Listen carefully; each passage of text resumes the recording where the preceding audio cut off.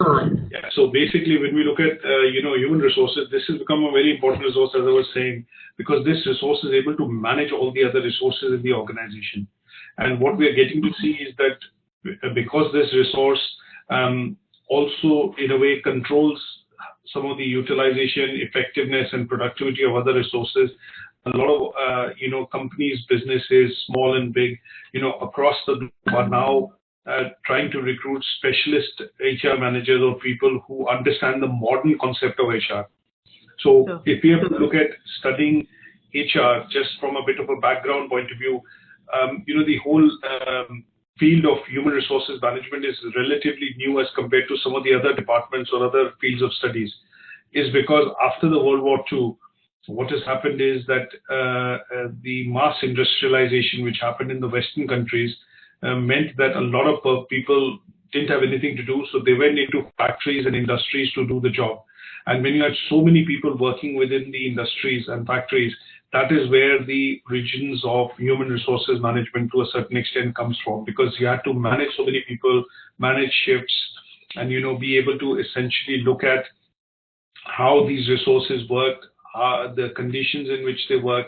You have to provide some of the basic things like health and safety, conducive conditions for them to be able to work, and that is where the whole modern concept of human resources started. So it was basically to do with things like working in shifts, being paid on a daily basis, weekly basis, and over a point in time from the mid-60s, mid-40s to the 60s, 70s, the unionized structure, a lot of places in the developed world led to the creation of what you call unions, because they felt that the people who made other people work were exploiting them for cheaper resources or cheaper prices and wages. This led to the creation of the whole aspect of the creation of human resources department, or as a faculty or as a field.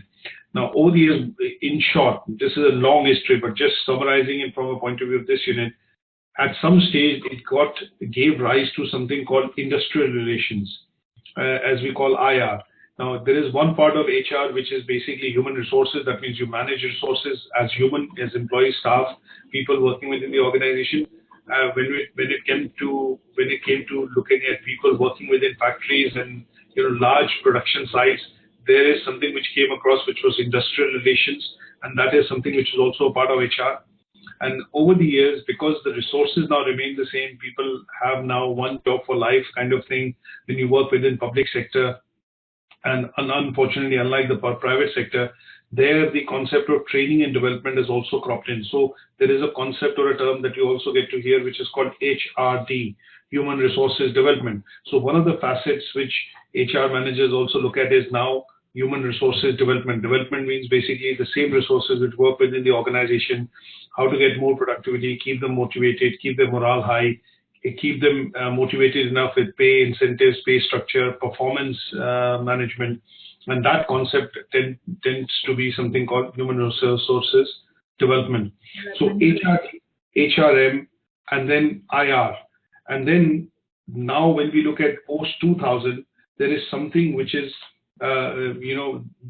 this term has been in existence, but what has happened is over the years, this has, as this department, as this function has gained importance and has become more or less equal to any other function like production, engineering, manufacturing, sales, marketing, administration, whatever functions we have in the organization, finance. What has happened is the role of this function has become strategic. That means the role of this function is now not just looking at the present, but is also looking at planning for the future. And there is a concept of something which has got incorporated into the strategic aspect, which is human resources planning. So if the company is to grow, as organizations post the 90s or, I would say early 2000s started to become, globalized, organizations, a lot of companies like we were more familiar with FMCG or fast-moving consumer good organizations, which like Unilever, Procter & Gamble, you look at Nestle, these organizations had brands and they were sold in a lot of countries. But as consumerization, as privatization increased and most companies started to go into different geographies, the role of HR became quite strategic because they were involved in now planning into the future to look at planning for this resource as well. That means if the company is to open an operation in a new place, they had to do forward planning to see who will be recruited, how many people will be recruited, the pay scales, perks, incentives, infrastructure, all that had to be planned as well. And over the years, what has happened is that effective, planning function, which has got integrated into the HR, has led to the coining of the term, which is strategic human resource management. So human resource management is important. It is strategic when the company looks at long-term or forward planning, but it is also something which is intrinsic to the organization because it deals now with 5 different facets. So it deals with, staffing, which is recruitment selection. It deals with, external environment, which is to look at compliance and legislation. It deals with training and development, which is the training and development and reskilling, upskilling of the existing resources within the organization. And it also deals with, the aspect of industrial relation, unions, and, compensation, pay packages, things like that. And that part of that is also now the 4th function. And the 5th function is it looks into contributing into the overall planning of strategy for an organization. Can you say that again? Looks into what? The role of planning. It looks into the role of planning, which is human resources planning, when the organization is looking at expanding. So human resources planning is now also one of the important functions within the HR.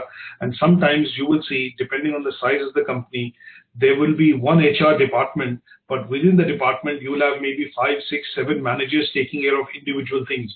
So there will be a training and development manager. There will be a manager who looks after compensation, benefits, perks, incentive. There'll be somebody who looks after, industrial relations. There's somebody who looks after, compliance and legislation. So there are lots of laws which have come in over the years, like health and safety law, data protection law, employer work protection law.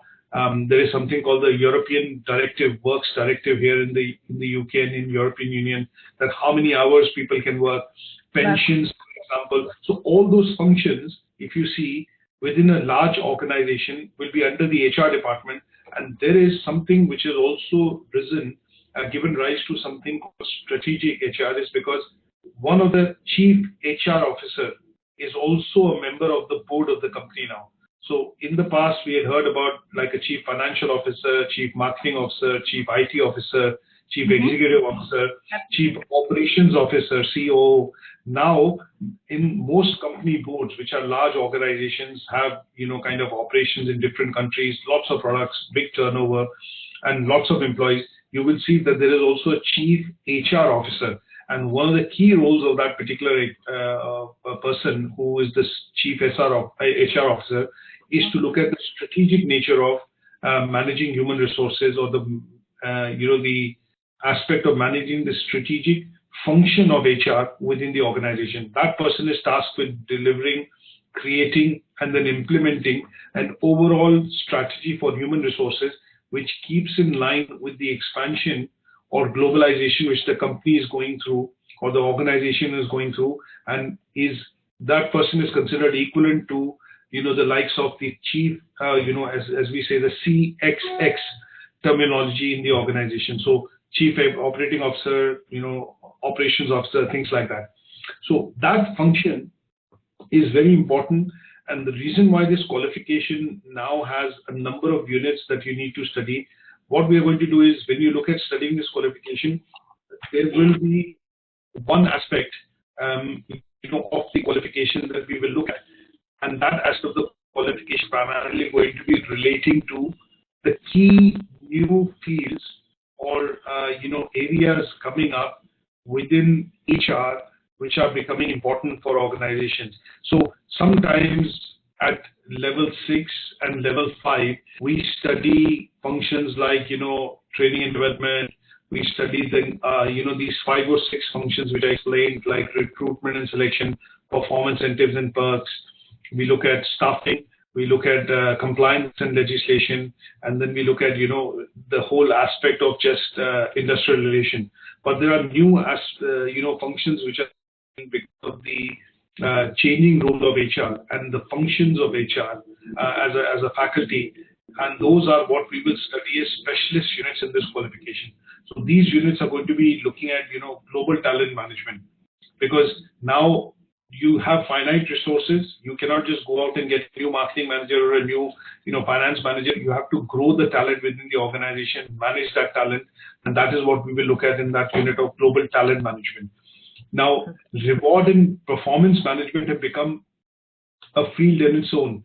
It's no longer, we've gone on those days wherein you are able to, have a pay package, and that is, across the grade.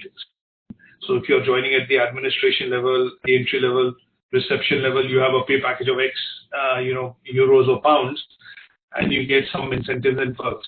But now, because of the complexity of people working and the type of people which are working and the levels and the complexity in which it involves and the nature of our work, the reward package and the performance management has also become a specialized field in HR.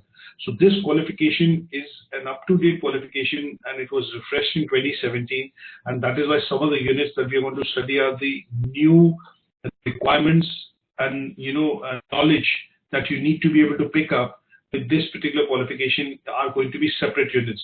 So performance and reward management, legislation has become a minefield. So a lot of things that today employers have to comply with in terms of maternity leave, when you say paternity leave, when you look at,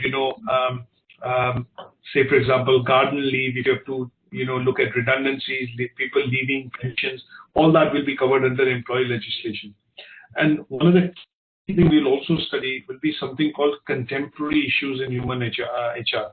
Now, contemporary issues are issues which are ongoing issues. So technology could be a contemporary issue. Sexual harassment could be a contemporary issue. Discrimination could be a contemporary issue. That means these are things that we get to see, like in the UK and in Europe nowadays, there's a pay gender gap issue which is being raised. That why are women paid less in the same roles, in the same organization? Their male employees.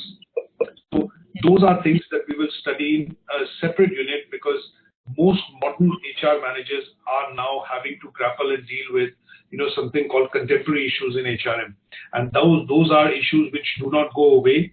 They are recurring, ongoing issues, and that is why you need to understand how do you understand these issues, how do you approach these issues, and then as a HR manager, if you start working, how do you manage these issues to workable solutions. So today we are going to, and there are one or two other units. One is leadership and management. So how HR is now one of the department which is responsible for showing leadership and also management of resources and development of resources within the organization. So we will study that, and then we are also looking at managing and coordination, how HR department works in coordination with other departments within the organization. So as you will see, the units probably look like as if they are familiar and business units, but they are actually not. Some part of the content of these units that we will study will be specifically focused on HR and the role of HR within the organization. So today, what we are going to do is, having given you a bit of a background in terms of the overall qualification, we are going to look at starting today the first unit, which is actually a combination of something called understanding what is HR and how HR, and the organization behavior, how the behavior of individuals, in the organization also is related to HR. So let's start with a few slides. I've got about 34 slides in the first presentation, and before I start, just very briefly, in this particular unit, now the way OTHM has put together this qualification is they've combined some units, and that's why you see 8 modules, but actually if you see, there are more than 8 modules in this unit. So strategic human resource management is one, organization behavior is like literally 2 modules in one unit. Similarly, you have managing and you have coordinating HR, so literally again 2 modules. And then you have leadership and you have management development. Again, there are literally 2 modules. So this qualification is quite extensive, and some of the units, what they've done is they've brought in relevant areas wherein as a HR manager, you are expected to either show leadership or manage people, and that is why they've clubbed it together. So what we're going to do is, when you look at presentations on Moodle, what we've done is we've put presentations in order for you to develop and pick the knowledge. We have put separate presentations for HR, but they are quite detailed, and they cover each and every aspect of strategic HRM. And if you look at organization behavior, what I've done is I've also put in separate presentations for organization behavior in detail. But for the sake of our discussions, you are more welcome to go through these presentations to develop knowledge. But for the sake of our presentation, discussions, because they have to be concise and short using webinars, we are going to have specific presentations which are covering, the key aspects of the tasks and the learning outcome. So they are going to be directed towards, covering the tasks and also the assessment area required for you to fulfill the assignment. Okay, so when you have to look at developing knowledge, you have to go through some of these presentations at your own time. But when we look at addressing the assignment brief and also the criteria which is required for teaching, I'm going to be looking at doing by LOs. So we will, in today's session, look at LO1. Next session will be LO2, and then similarly we'll have 4 sessions for covering these this particular unit. Is that okay? Yes, please. Then what I've also done is, in order for you to do some reading, and from time to time we will ask you to do some reading, what we've done is we've bought some recommended books which are asked by the awarding organization OTHM to ensure that the learner is able to underpin, develop knowledge, theoretical frameworks, and get a grasp of them. And those books are available here. Now, some of these books are very detailed. You will be able to download them or read them offline if required. But some of these books we will refer from time to time, and I'm going to ask you to read certain pages about it. So most of the resources that we're using, for the HR course are going to be from Michael Armstrong. He's considered one of the leaders in of HR. And his website, which is Kogan Publishing, basically has a lot of resources that we have bought and used. And this is where I'm going to, use and develop. All the presentations that I've developed for the course are primarily going to be from this area or from this book. Now, if you have to read any book, I have put in about 5. But if you have to read at least one, my suggestion would be to read this book to get a very good understanding of everything. Now, this book has all the 8 units. Okay, so each individual chapter about 30 to 40 pages, but you will see that the book has completely covered all the relevant units that we want to look at in this qualification. Okay. Is that okay? This is one Bible. This is like a Bible that I would ask you to kind of refer to again and again. So for this unit, when we look at, we are starting Strategic HRM Chapter 2, we're looking at about 20 pages. Then we look at organization behavior, about another 20 pages. Then we look at, for example, reward management, performance and reward management, and then 20 pages. We look at organizational leadership and management, and those are going to be, leadership skills under people skills. So this has all the chapters into units which are essential for you to study. So it's quite an extensive book, and we will make use of this book while going through some of the presentations. Okay? Okay. So clear about the format. Let's understand and go through some of the first learning outcome and understand the role of HRM. So this one we're going to start about and understand, say, how is HRM defined first. So what do you think, without looking at the slide here, I know you're looking at the slide, but what do you think is the role of HR within an organization? Why do we say human resources, and what does the manager in that position do, or person managing human resources do? Basically, okay, how do I put it? I think I wrote something here down. Basically, human resources has to do with the personnel of a business or an organization regarded as a significant asset in terms of skills and abilities. They are the ones that maintain and coordinate the different units in a particular organization. Okay, yeah, that's great. So essentially, if we have to look at and it focus basically on activities relating to the employees of an organization. That's correct, absolutely. So you've covered that now. So basically, it's the management of resources and the management of activities which these resources do. And what HR does is basically directs them to ensure that they produce or they are able to produce an output which actually meets the aims and objectives set by the management in the organization. So a simple example is if you have a lot of employees within a small organization and they are given a task of achieving, say, for example, sales. You have to achieve, say, 100,000 euros as a sale this month. So the sales team and the other teams supporting, as well as the the main function and the supporting functions, will be aligned in such a way that the management goals are achieved. That means you're able to achieve the goal of 100,000. So the HR's role will be to ensure whether they have the adequate resources to reach that goal, whether the infrastructure is available, any other details which are required are available, and the sales people which are going to get this achieve this target, do we have the skills in them to be able to achieve that? So human resources looks after that strategic as well as operational, and also the coherent approach. That means a consistent approach of ensuring that each and every employee within the organization understands the values, the mission and vision of the organization, and is then geared enough to produce work which meets the aims and objectives of the organization. Now, HRM also, because they manage human resource or staff people, employees, they consider them as an asset, and that is why they also are responsible for ensuring the well-being of this asset in the organization. That means you have a safe working environment. You have, for example, a nice and a clean place to work in, or depending on, say, for example, if you are you have certain basic things like a PC or a laptop or a mobile phone or phone on the desk to be able to use this infrastructure to get to that target. So it's a collective, responsibility. And here, the whole term management, if I have to delete the term management and just say human resource, actually focuses on what you rightly said is guidance and management of those activities which the resources perform. Okay. Yes. Now, into the next slide, let's break it down.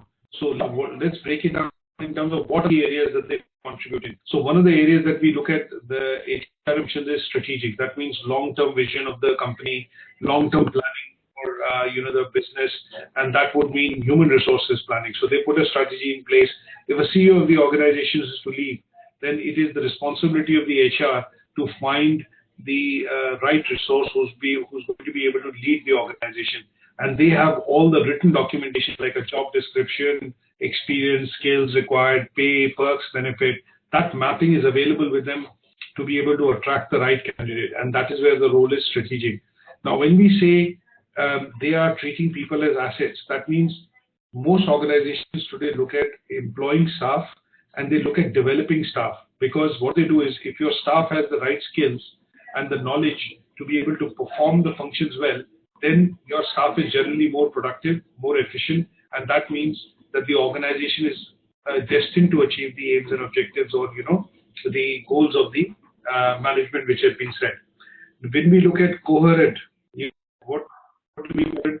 Coherent is that you're looking at an approach which is consistent and integrated into the overall strategy of the organization.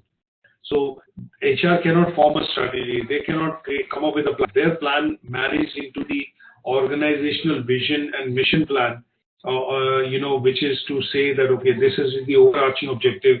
Like sometimes you get to hear of plans that the CEO has put in a 10-year plan or a 15-year plan to make the organization green or make the office go paperless. Now that planning, which is an overarching plan, has to be broken down into a plan which has to be then integrated into all departments, all facets of working of the organization, and that plan, policies, procedures which the HR puts in place, and how it will be utilized, when it will be done, when the transition will happen. That is why it is called coherent. Now, when we talk about a humanitarian approach, humanitarian approach would be they have to look at what is the term humanitarist mean? Sincerely, I don't know. Okay. This particular approach is basically a managerial approach. It basically talks about that everyone in the organization assumes that they are a member of a particular team, and they've come together primarily for a common cause. Sometimes you will see that unions, when you join a union as a worker, you become a part of the union. Reason why you're joining the union is because you do see that we have the same objective, that we want to get the pay benefits, we want to get a rise in pay. So basically, a unitarian view is basically, it is a term which has come across from the American model of HR. And here, what it talks about is that a lot of people actually get together, which assume and have the same common purpose of working within an organization or against or behind a particular objective that they want to achieve. So the reason why we mention this here is, what does the HR do? HR has to transform the understanding of the policy or a procedure with every employee of the organization, that they interpret it the same. So if the policy says that we have to become a paperless organization within 10 years, that means that understanding should be similar with all employees. So their role is to promote that approach and create policies which will make everyone from the receptionist, the doorman, up to the chairman understand that we are going to achieve this common goal, and this common goal has this measurement, and this is the requirement. So the unitarist approach is primarily looking at a common purpose to get to that objective, and everyone having the same understanding of what that objective is being set for. Okay. Is that okay? Then we look at, when we look at commitment is when you are issued a contract, you get the interview, you're selected in the organization, and you get a contract. The organization is asking for a commitment, against which what they are saying is, we'll give you this much pay, we'll give you this much emoluments, incentives, pay. So they are looking for a commitment which you are going to give towards the overarching objectives of the organization or the objectives set by the management. Basically meaning you're going to be loyal to the organization, and you're signing a contract, you're becoming a part and parcel of the organization, becoming an employee. So this is where emphasis is on commitment. And then you have something called day-to-day management or day-to-day operations, which is what line managers deliver with HRM. So they are also, to a certain extent, when you become a department head, when you become a manager, or you manage a few resources, employees, you are essentially also doing some part of your role as an HR role. That means you have to listen to the employees, listen to their grievances. Sometimes you have in a department somebody coming late, for example, and this is then turning into a habit that he comes 10 minutes late every day, and that has a different effect on the other employees who come on time. So you don't need to raise a grievance. What you have to do as a line manager is you have to use HR and HR statistics, tactics to be able to speak to the person and positively motivate that employee to come on time. And this is where line managers or people who manage resources have that responsibility of one time, wearing one of the hats, which is the hat of a HR manager. Okay? Yeah. So let's go to look at, now there are different goals. Some companies, basically what we understand is, what is the overarching goal of setting up a human resources department is that when you have an organization or a business which has lots of employees and you need lots of things to be managed, like pensions, pays, performance appraisal, reward management, recruitment, selection, you need a HR department. That means you need a full working department to somebody in that working place to take care of all these functions. Now, different companies over a point in time have created different goals. Some of the companies measure some goals and give priority to some goals, because if you're a sales organization or a customer service organization, or say, for example, a manufacturing organization, your goals on the HRs become different. How? Can you think of reasons how? Could you please explain that again? Okay. When you look at goals of HR, now, depending on the type of organization you are, sometimes we know that there are 5 or 6 different types of goals, functions which HR does. So recruitment, selection, whatever we've talked about so far. Now, depending on the organization, sometimes you will see these goals, if I have to put them in an order of hierarchy, 1, 2, 3, 4, 5, the importance of these goals goes up and down. So if you have a manufacturing organization, the goals of the HR, the functions of the HR remain the same, but the priority gets reorganized. Similarly, when you have an organization which is primarily to customer service, their goals might be slightly different. And when you have an organization which is primarily into sales or marketing, their goals might be slightly different. So their priorities in terms of HR function will be slightly different. That is what I mean to say. An example that I'll give you. Now, if you're an organization like a call center, which is primarily looking after customer services, here the objective of HR is to keep the employee motivation high, their commitment on the job and engagement within the job high. Because a lot of call center employees, as you know, go through a lot of phone calls every day. So here they have lots of incentive perks that they do on a daily basis within a call center is to keep the employees going by running small competitions. Okay, if you are able to manage this and you're managing 5 calls very well, you go home, you still get paid, or you win this prize. And there the role is, rather than have a churn or a lot of turnover in the organization in terms of employees leaving, joining, the main goal of the HR manager there is to retain the employees. So retention becomes the first, overarching target or a goal. And in order to retain that, what they look at is they look at the role of performance, rewards, incentive perks. They become quite high, But the other things like in order to how to look at training and development is on second important function, and the third would be to look at reskilling and for example relations with the employees, and the last one would be, say for example, looking at other things like pay, perks, incentives, because they essentially tend to be the same or they do not change that much, but the incentive side of things do keep changing, or the bonus side of things do keep changing. So they have to have different types of tiers to have that. Now, in a manufacturing organization, it will be slightly different. And in a sales and marketing organization, which is front-ending, will be slightly different. So here, when you look at sales and marketing, they would probably try and pick and choose the best employee from the market, even if they have to pay higher salary than what the competition is paying, because they feel if they have the best resource for the job, then the chances of that job getting done will be higher. The second part for them would be to look at pay, incentive, perks, and then last, maybe in this sense, would be looking after training and development, because they've already hired somebody who has experience and skills, so he's performing well, might not need that much of training and development, and that's why they've decided to pay a slightly higher salary as compared to what the competition is paying. Okay. Do you see the difference? So this slide basically shows how the goals of HRM kind of change depending on where the HR functions within what kind of organization. Okay? Okay. Now, when we look at versions of HR, now there is something called hard and soft. Now, guest and story is, I'm going to send you a handout. Guest and story are two, scientists which conducted a lot of, studies on finding out what happens when you deal with employees just as a resource, and what happens when you deal with employees as an asset or as a indispensable resource to the organization. So sometimes you will see managers treat employees just as a cost structure.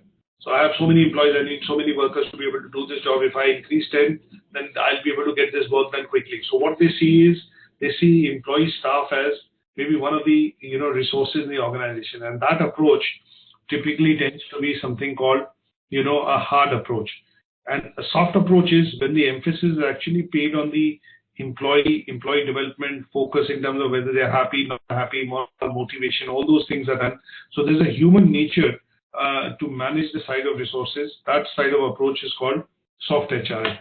Now, there is a handout that I'm going to send to you, which obviously will give you a bit of a background on hard versus soft approach of HRM. And that is something you need to know, because sometimes you will see there are some HR managers which have a human face. He's quite nice, he's quite nice to do, and he kind of deals with you and takes care of you. So that kind of an approach is a soft approach wherein the organization actually cares for the employees, and what they tend to do is make sure that all the basic things which are required for employees are available within the organization. And in some cases, what you will see is the employees are treated like any other resource, like physical, financial, administrative, or resource. And here they tend to be just treated against cost. Okay, he's costing me that much, but I don't think I need to look at it as a cost, because I have in terms of say for example, there's a bit of a problem that he's a very high cost resource, but he's not able to essentially achieve the aims and objectives. So we need to get rid of him and get maybe somebody else within the organization. So the hard and soft approach is an approach which typically is looked at when you consider, treating employees in a particular respect, and that if you treat them as just, as a resource, you treat them rationally, that just could be hard. And if you treat them with a human nature, keep motivation, perks and incentives, and the overall morale of the employees in mind, then you're looking at using a soft approach. Now, in most modern organizations, we are using a mix of both, hard and soft approach both. Okay, so in this case, what we are looking at is we need to understand how sometimes the implementation of HR happens within the organizational policies. We do get to see a mixture of both the approaches that are currently required by HR managers to implement. Now, this is a slide which basically shows you a chart to show what are the various functions which the HR performs in the company. Okay? So here you see that, we deal with a lot of things like corporate CSR is also one of the functions which has got attached to, HR department now.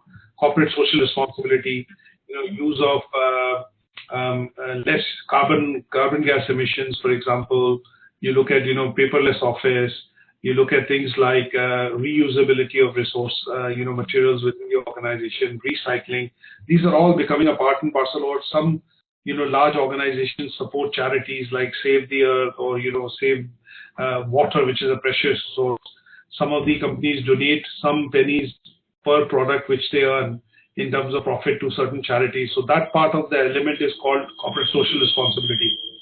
So governments are working across the globe in private public sector organizations to create those partnerships so that the private sector is seen to be having a human face, and they seem to be not just running after commercial activities, but also against, social activities to provide greater good to the society.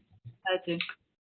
Now, so organization is one part, people resourcing, which is recruitment selection, is one part, talent management, learning and development or training and development, reward management has become a separate function now, and then you have employee relations. So what I initially mentioned to you, the 5 or 6 different functions of HR are kind of shown in a chart here, in like a flow chart, which basically shows how HR essentially works and what kind of, roles you can expect to get within HR, if you apply for a job within the HR department, what kind of roles or job specification you can expect. So I could have somebody working within HR which just manages the function of knowledge management. That means you have a company which has an intranet, and that company promotes a lot of internal trainings amongst employees.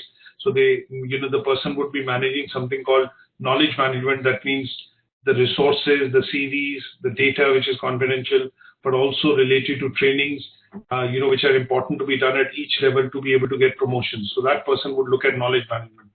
Somebody in HR would be a health and safety representative. That means he's responsible for health and safety for a particular site or a particular office, and they would be just managing that function. But there are these lots of functions. If I have to apply for an HR job today, sometimes we will say, what area of HR do you specialize in? So these are broader areas. One, if I have to just annotate them, and look at that. So some of the broader areas, these are broader areas. These are broader areas. So you have a manager who manages, CSR, manager who manages relations, reward management. But within that, you have a team which manages, say, organizational learning. So in training and development, somebody is responsible for studying, competition, bringing the knowledge in. Somebody is responsible for individual learning, individual employees getting help, and then how development of training programs are kept at all levels, managerial level, senior manager, general manager, director, vice president, and upward level. So everything is looked at. So similarly, pay packages. So those are things that you will have to look at, when you apply for jobs.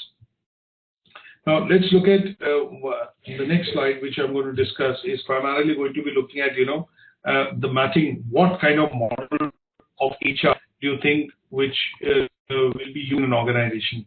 Now the next few slides basically focus on how the model of HR or human resources model has evolved over the years within organization. Now we study a lot of these different models. One of the models that we look at would be the Harvard model, and that model tends to be the most modern model that you will see being implemented within most organizations.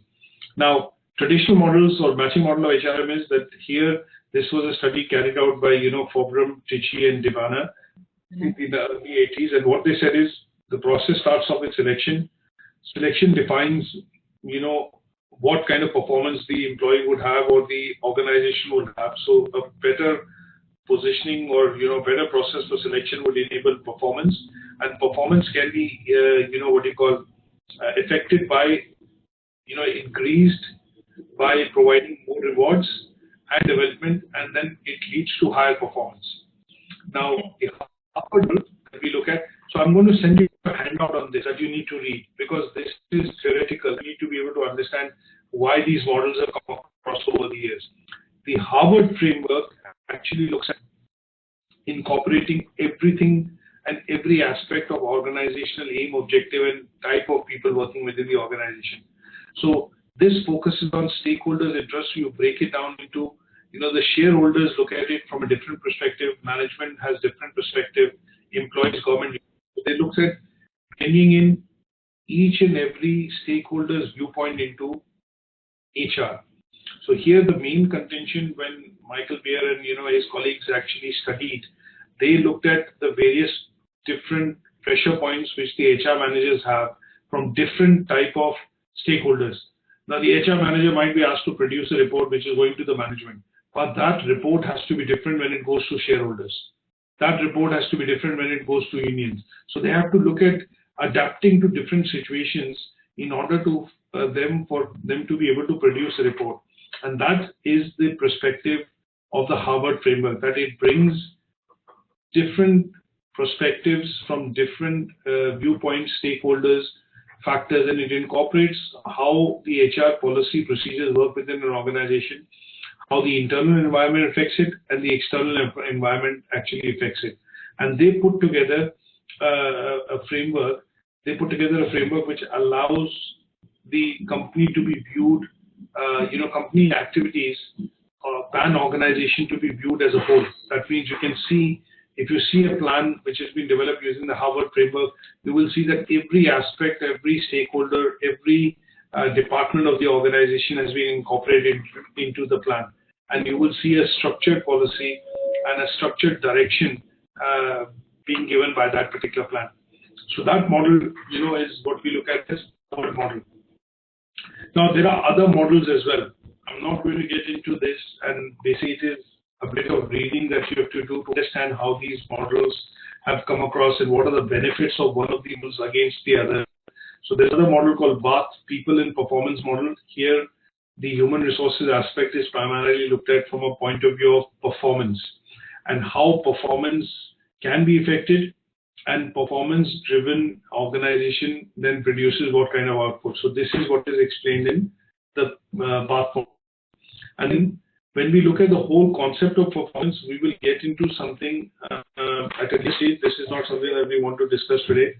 That will be to understand what factors actually affect performance. And a small example that I will give you here would be, you look at a company like Google, right? We've all seen Google Campus, on the YouTube. Have you seen the Google Campus on YouTube? Mm-hmm. Right. Have you seen a video of Google Campus on YouTube? Hello? Have you seen a video of a Google Campus on YouTube? No. No. Okay. This is something which you need to look at. So if I go to YouTube and if I type, and this directly relates to, what I want to actually point out. So if I look at this particular campus of Google, it's a long video, but I'm just going to fast forward and show some of the interesting bits. Okay. Google over the years has provided a lot of things in terms of, when I say a lot of things in terms of, rewards, benefits, perks to employees within its campus, like bicycles, pods, showers, 5-star restaurants, free dining, free lunches, things like that. And the reason why it does is it thinks that if employees are given the kind of home environment to work within the organization, then they generally seem to be more productive. You can even do your laundries. You can even have a service which picks up your kids and brings them to the office after school, or they give flexibility for you to work from home in certain cases when you have half-term holidays and your kids are home and things like that. And those kind of things, allow the human nature of Google to interfere. The human nature is the soft side of HRM to come in, and it creates flexible working practices which allows employees to be more productive. And that's the whole concept of looking. Okay. I would say, let me get something right. The Google Campus, it is for the staff of Google, right? That is correct. Only for the staff of Google, yes. Not for somebody else. Staff of Google. But the reason why a lot of organizations are now following this trend is that they want to bring in something called flexible work practices in order to get higher performance and productivity from employees. So if you provide the basic things which the employees are asking for within the organization, like showers, gymnasium, restaurant, coffee shops, you generally feel that the employees are more productive and they are more content working within their organization. So this is being used now as one of the tools to be able to influence and bring people, the best talent, into the organization.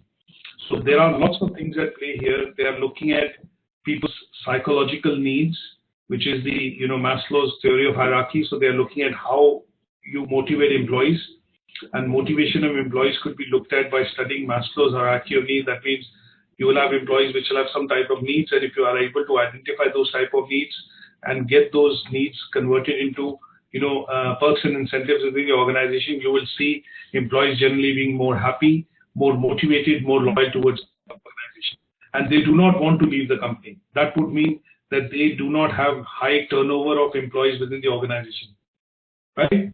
So those are all which are coming into the organization now, wherein the HR is now tasked with the activity of, or the strategic activity of making sure that they are able to attract, retain, and develop the talent within the organization.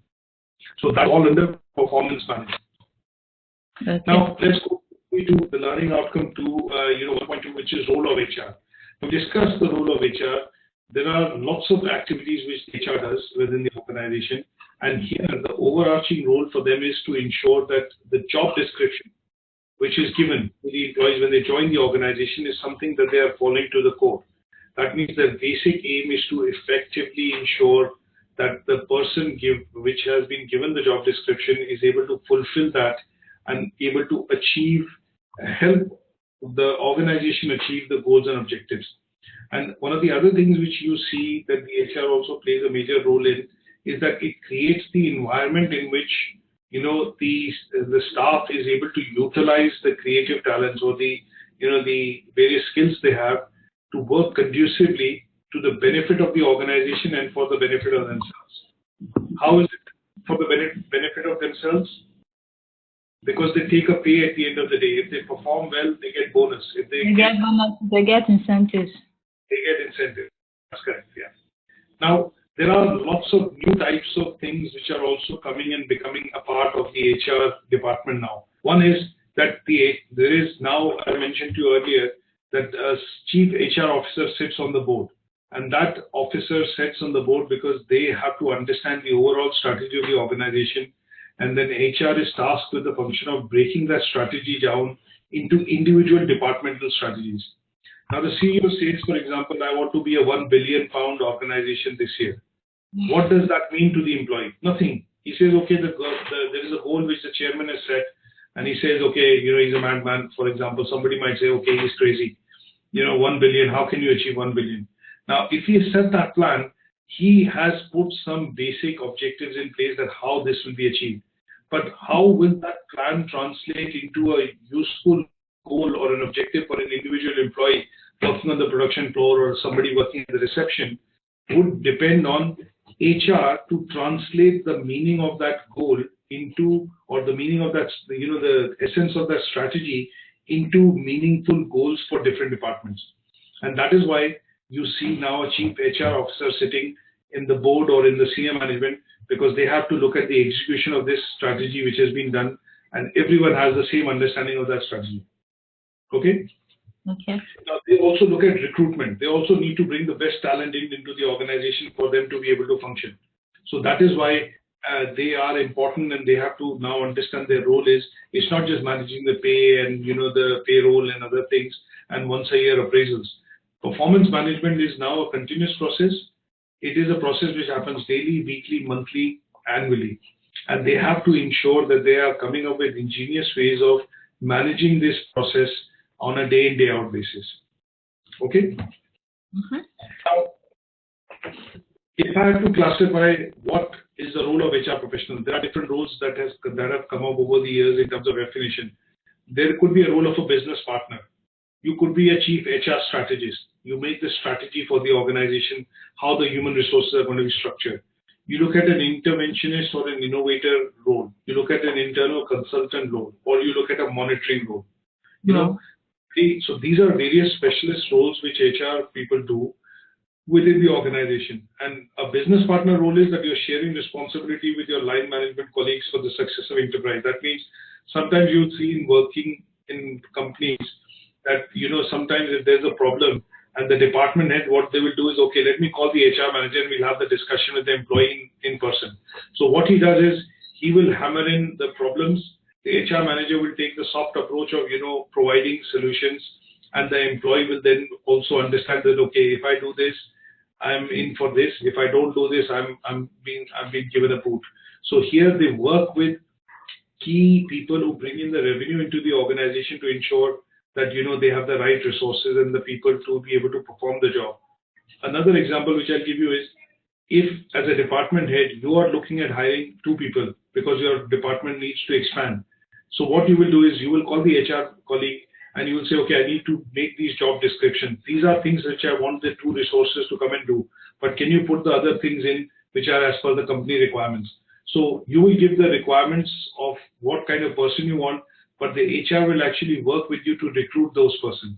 So they will put the plan in place in the recruiter and advertisement. They'll shortlist the candidates, provide some CVs to you. You do the interview. The second round of interview is done by them. They look at the pay, perks, benefit, incentives, and the other things like, your contracts and other things. But the line manager or the business partner or the business head provides you the basic description of what kind of employee wants to work in his department. Right?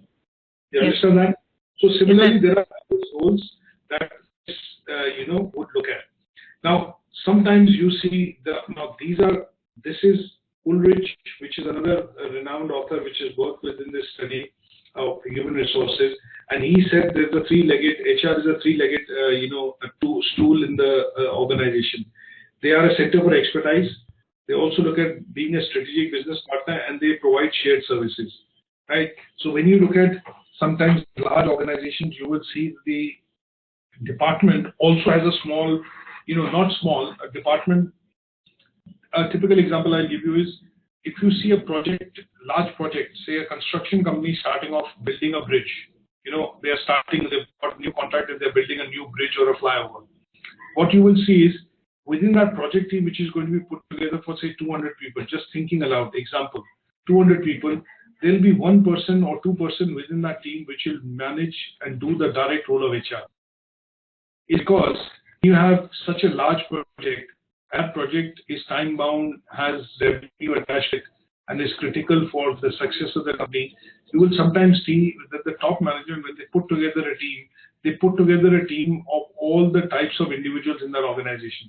That means the project manager would have the supreme authority, but there'll be 1 or 2 people who take care of HR, 1 or 2 people who take care of sales, marketing, technical aspect of it, engineering, and they will be heads, and under which the teams will be made.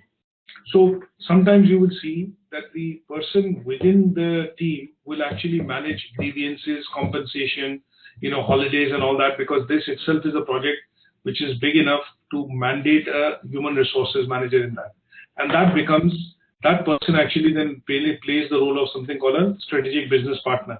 So one manager from the HR department will be aligned to the project team for a few months or maybe, for a time frame, and he will function as a strategic business partner for that project team.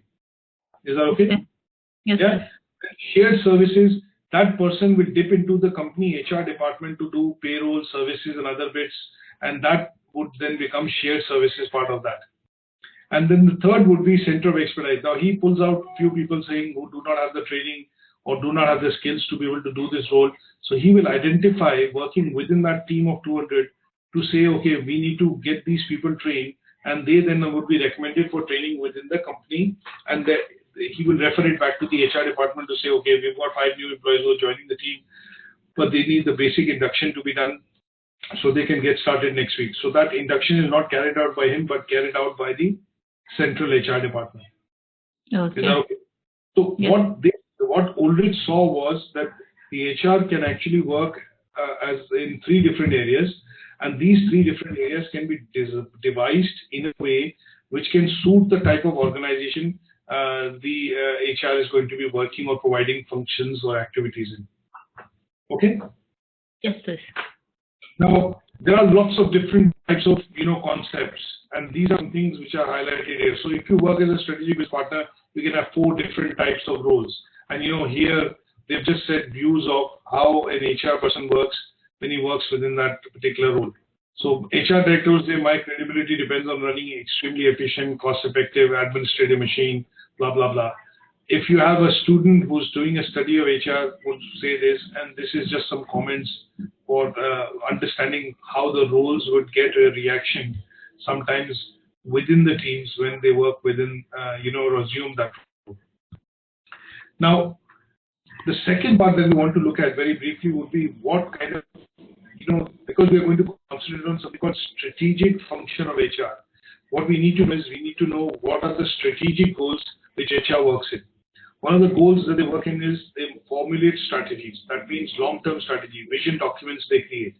That within 3 years, we will have all employees which will be trained at such level. Or, an example here would be that if, which I normally give to, it's a popular example that I give, like Microsoft changes Windows as a platform every few years.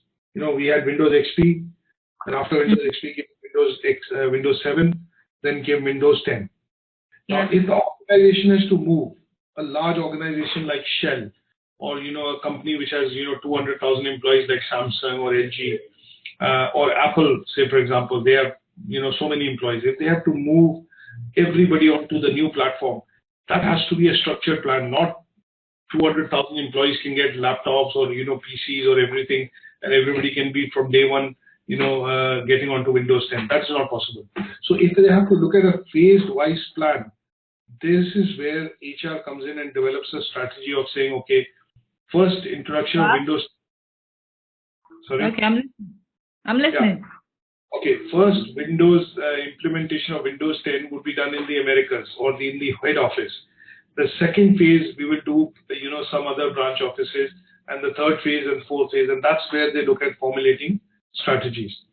They might also formulate that not everybody will be able to get onto Windows 10, so they have to put a training plan in place that, okay, for those who are not able to follow, we will have a phase of wherein there will be training and development and courses that we will run that they'll have to take. The second is when they contribute to business development strategies. That means recruitment being done, retention being done, training and development being done to augment resources which are critical to achieving business objectives.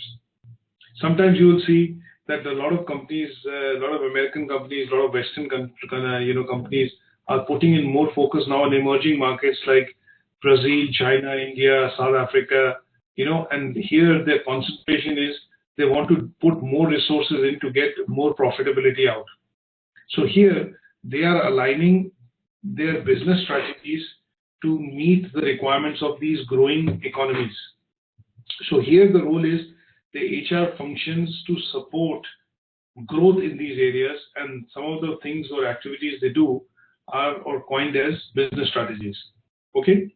And then the example of working with line managers to support achievement of goals. Yes, so excuse me please. I wanted to say something. You said it's impossible for them to get 2,000 laptops for all the employees in the company. But Yes. I'd like to bring to your notice that not everybody in an organization can operate a system. And aside that, not everybody in all departments or units, as it may be, need to use a system. So maybe they can do it this way. If you look at a department that not everyone needs a system, then you can scrap that department by not giving the Windows 10. Or better still, you can just install 2 Windows 10 computers there. You don't necessarily have to give it to each and every one of them in the unit, since they will not be using it that much. For instance, let me put it this way, like if you have a company and the library, there's a library unit there. Yes. I don't think it's necessary for all the staff or all the employee in the library unit to use a system each. You can just install 2 desktop computers there. And you know, they can always go, if they want to search for something, they can always go from time to time to check it on the desktop, and they're done. They don't necessarily have to own a personal system or a computer to themselves. You can just install 2 computers for the staff. I agree. So basically, yes, what you're saying is correct. So what I meant by that example when I said was that sometimes it is difficult for the implementation to happen in one go. And what you're saying is correct, because you have to break it down, and that is where the strategy comes in. So not all departments might need an upgrade. Not all employees might be up to the mark to be able to use the new system. And sometimes HR will also stagger the purchases, is because it is going to be heavy on the cost in terms of hitting the bottom line of profitability. And that is where their role is to formulate strategies. So you understood that correctly. That's fine. Okay. And you explained that in detail. Great. Okay. Let's move on. So I'm going to now go through, for example, 1 or 2 last slides, which I want to look at, basically, rather than focusing on a lot of different models and, competencies, which we have covered. But what we want to now look at is strategic function, of HR, and just very briefly looking at that. Consciousness. Now, here, what we're looking at is, we've understood how HR and HR functions are different, but when we look at defining the strategic part of it, what we're looking at is that the HR actually contributes effectively in the achievement of goals of the organization. Their policies and procedures that they create are geared to help the other departments, like the revenue driving departments, to achieve, the overarching goals which are set. A simple example which I'll give here, and if you don't understand, ask me. I will give you another example. Now, a simple example is that when you look at pay and incentives, sometimes you will see that when it comes to month ends, quarter ends, or year ends, you will see that the line managers and the business managers ask HR department to put in some additional incentive because they're trying to reach certain targets. And here, what the HR then does is they look at creating a budget, or they look at getting a budget from the management to be able to say that, okay, if we are to hit this annual target, it is imperative for us to provide some additional incentive to the employees so that they are more motivated and are stretching themselves to help achieve that target. So when they put those specific policy or an incentive plan in for the year end or for a quarter end, you see that they are working in line with, working together in tandem with the business heads or the people driving the revenue to be able to achieve those goals. And when they put those incentives and plans in, they are seen to be strategically supporting the achievement of the overall objective organization, which is to reach that revenue goal. And that part of the mission, when they work in tandem and create policies or incentive schemes for the last quarter to motivate all the employees to stretch and to achieve, is defined as something called strategic HRM. Is that okay? Yeah. Now, let's look at, now within this strategic model of HRM, what we do is we define, okay, what is it? So we define, if you have to break it up, what we say is there is a nature of the HR, the role and the nature of the HR in the case of SHRM becomes slightly different, is because they are aligning their objectives, policies, procedures to aid in the achievement of overall organizational objective. And here, sometimes they have to make a strategic choice between, like sometimes you will see that the line head or the business head or department head, whatever it is, will say that I need to, look at employing 3 or 4 or 300 more, say, whatever it is. I'm just giving an example, like 3 more employees on contract for 3 months. Now, there is no budget for it. There is no planning which has been done. But it's an ad hoc request because the business head says that if we employ 3 more people, he gives them a rationale saying, this 3 more will cost us this much, but it will help me in achieving so much revenue.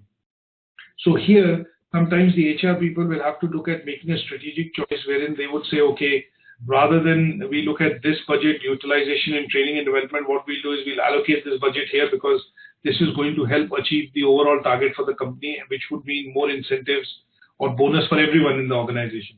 So they have to have a choice, and that is where they have to make an analysis, or they do a cost-benefit analysis to see whether this is going to be workable or this is not going to be workable.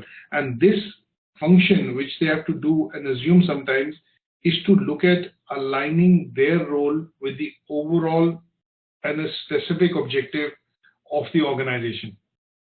Yes. Is that okay? Yes, please. Yeah. Yes. And this is what we, then look at how this would work is 7 steps to achieve becoming strategic. Sometimes they make themselves aware of the situation in which the business is in. So some you will see HR managers being proactive and say, okay, we have too much people in the workforce. This is this much of, monthly, effect on the bottom line. And if the business isn't growing, sometimes you will see the chief HR officer will do some planning. Will they say, okay, we will look at employee reduction over 3 years by, reducing so many employees to boost up the profit line or the bottom line of the company. So they are aware of the business strategy, how the business is structured, how the market is performing. Like a lot of companies during the financial crisis were able to sense the crisis, and what they started to do is lay off a lot of workers beforehand, reduce the spending on marketing and sales budgets and other expenses in order to boost up the bottom line of the company.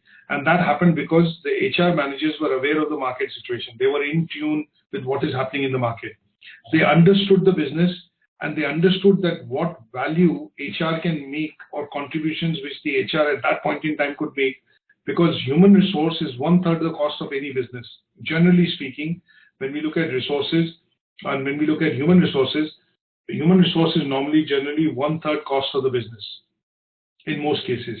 So here they understand business, they are aware of the market, they understand the importance of making right decisions so that giving the right reports at the right instance so that the management is able to take effective decisions. They see the bigger picture.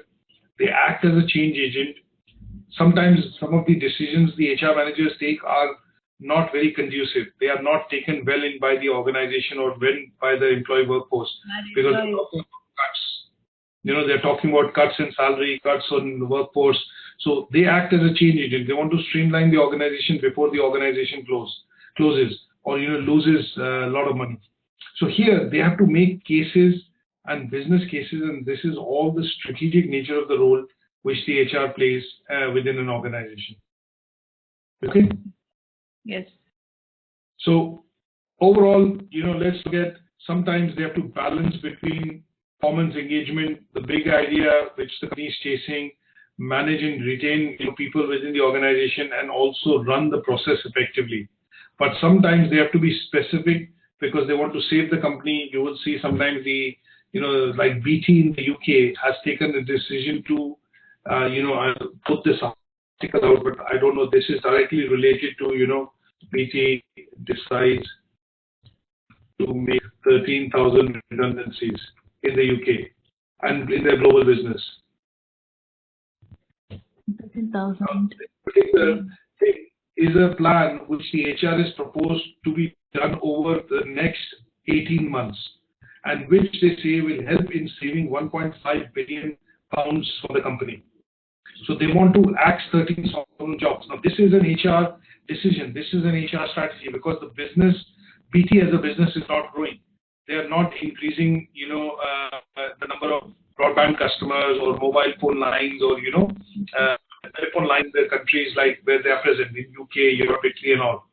So when you look at if the business is not growing, how else they can meet the requirements and demands of the shareholders, the stakeholders in the organization.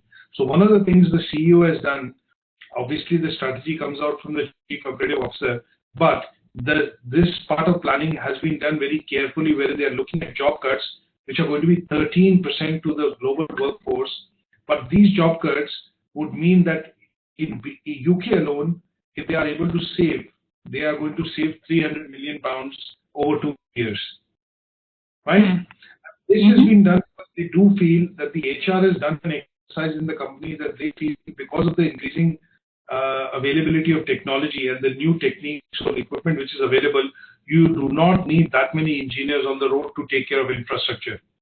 Because the infrastructure is rarely new, the developments which are happening in technology, fiber which is coming in, this is more reliable, more longer lasting, and you do not need that many engineers to do, the maintenance in the infrastructure within the UK. So they have said that if we cut down this force, we will hire new staff with new skills and everything, but we will cut down the workforce by about 4,000 in the UK, but hire 2,000 new people, which will have the right skills, rather than having the cost to train them internally and then take them to that level. It will be best to hire new skills, people with new skills, 2,000 of them, but eventually make a cut of, about 4,000.